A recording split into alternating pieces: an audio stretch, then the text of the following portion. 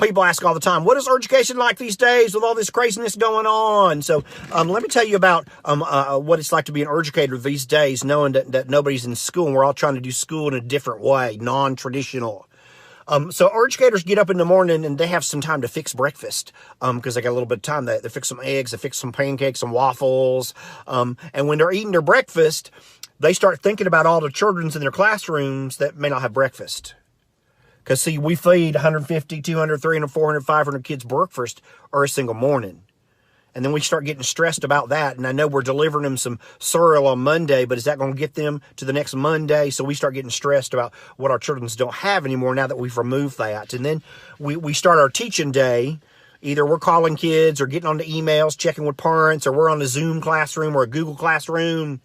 And we realize that there are a large percentage of our students that we're not ever going to talk to during this time frame. Their parents don't have internet access. They don't have cell phones. Some of them have moved. And we don't know how we're going to get instruction to a pretty good portion of our students. And we get overwhelmed with that. And then we start thinking about our struggling students. See, we got students that are 1, 2, 3, 4 years behind in their reading and their math. And we were working really hard to close that gap between them and their peers that are on grade level. And that gap is just getting bigger and bigger and bigger because we can't be there to help them.